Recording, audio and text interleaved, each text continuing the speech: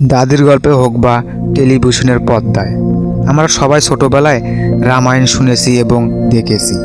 পবিত্র গ্রন্থে মন্দের উপর ভালোর বিজয়ের কথা বলে।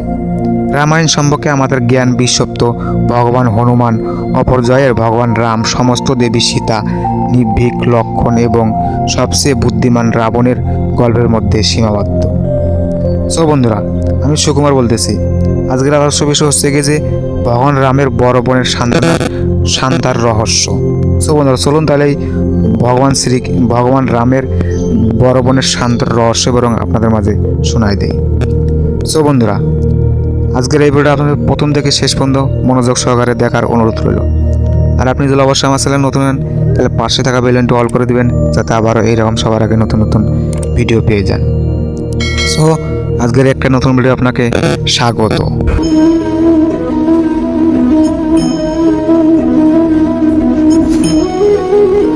বন্ধুরা, আজকে আপনাদেরকে নমস্কার জানিয়েই আজকের এই ভিডিওটা শুরু করতেছি।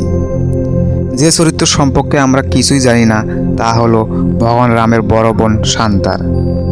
তদুপরি এই সচেতনকার কারণটি তার সম্পর্কে সামান্যই বাল্মীকি রামায়ণের বালকাণ্ডের 10ম সর্গে লেখা আছে, কিন্তু উল্লেখ নেই যে তিনি দশরথের কন্যা।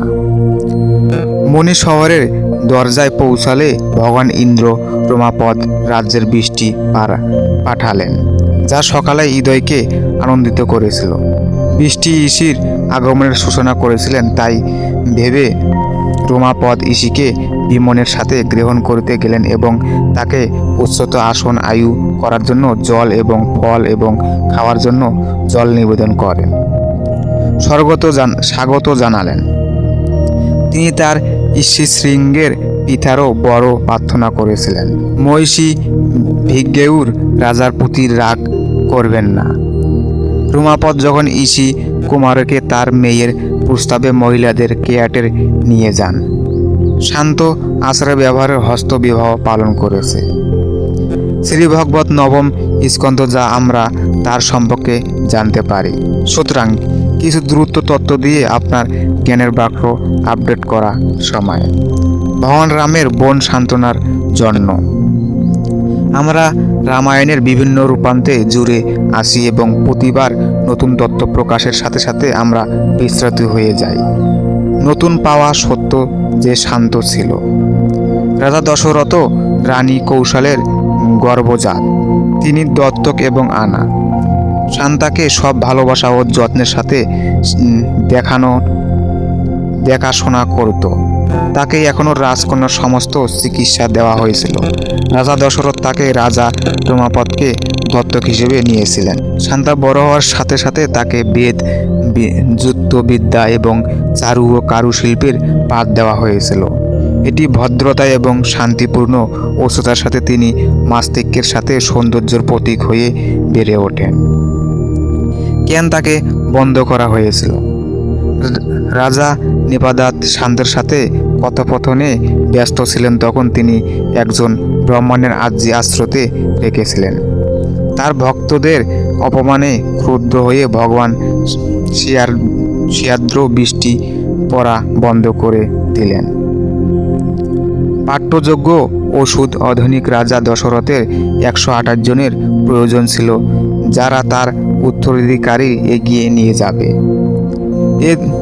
এই দুটি সমস্যার সমাধান ছিল শাস্ত্রজ্ঞ সতীকের মাধ্যমে আসা ক্ষমতার অধিকারী একজন ব্রাহ্মণের দ্বারা জ্ঞান প্রদান করা।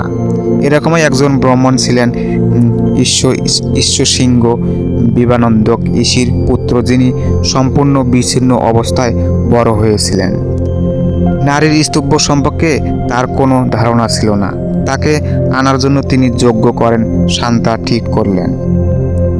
বন্ধ ঈশ্বরসিংহ তার সৌন্দর্য ও বৃদ্ধিমাত্রা দেখে নির্মিত হয়ে পড়েন। তিনি সমস্ত বিলাসিতা ত্যাগ করেছিলেন এবং তাকে বিয়ে করেছিলেন।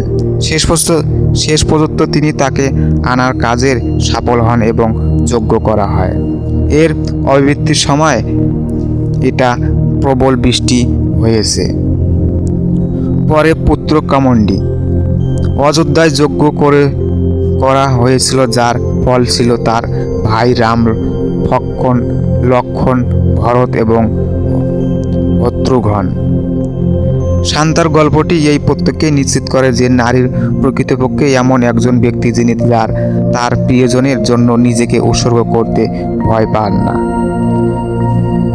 বশিষ্ঠ রামায়ণের জ্ঞান রামায়ণ আদি পর্বেও দশরথের পূর্বপুরুষ তার জন্য এবং তার রাজত্বের উত্তরায়ণের কথা উল্লেখ করা হয়েছে। সো বন্ধুরা, নমস্কার। আজকের আয়োজনে এইটুকুই ছিল। আজকে আপনারা শুনলেন ভগবান শ্রীরামের বড় বোনের কিছু রহস্যের কথা। আর আজকে যদি এই ভিডিওটা ভালো লাগে তাহলে পাশে থাকা বেলনটি অল করে দেবেন, যাতে আবারও এইরকম সবার আগে নতুন নতুন ভিডিও পেয়ে যান। আর অবশ্যই আপনারা আগ্রহ থাকে তাহলে আগামীভাবে আবার এরকম পৌরাণিক বিষয়ে হাজির হব। ততক্ষণ ভালো থাকবেন, সুস্থ থাকবেন, নমস্কার। আর অবশ্যই এই ভিডিও ভালো লাগলে তাহলে আপনাদের বন্ধুদেরকে বা আপনাদের পরিবারদেরকে শেয়ার করে দেখার সুযোগ করে দেবেন। সো নমস্কার, আজকে এইটুকু ছিল। সবাই ভালো থাকবেন, সুস্থ থাকবেন, নমস্কার।